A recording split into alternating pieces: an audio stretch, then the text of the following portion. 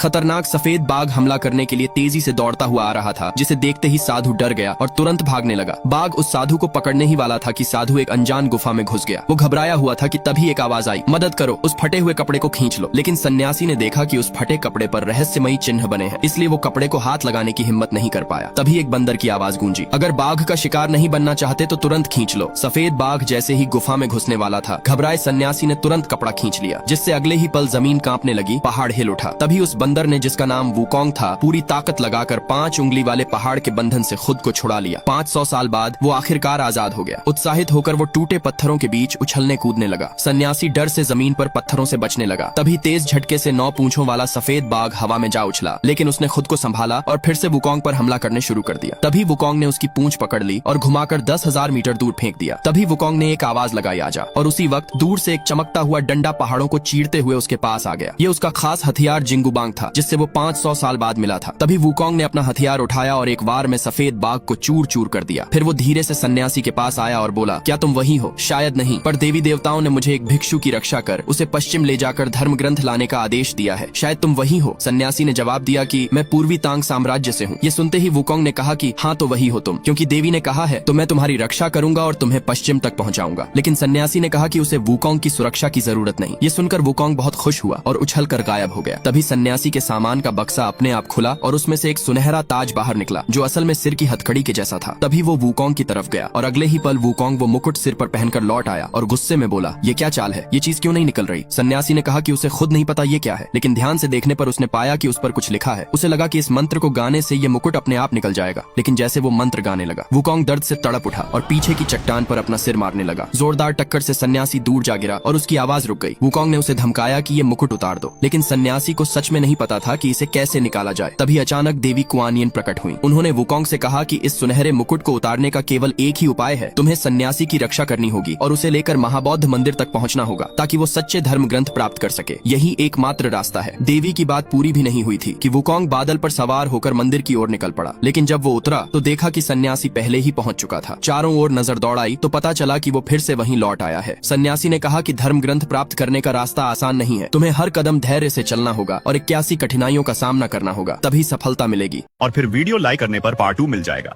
और अगर full movie देखनी है तो कमेंट वाला ऐप डाउनलोड कर लो और पिन वीडियो देख लो।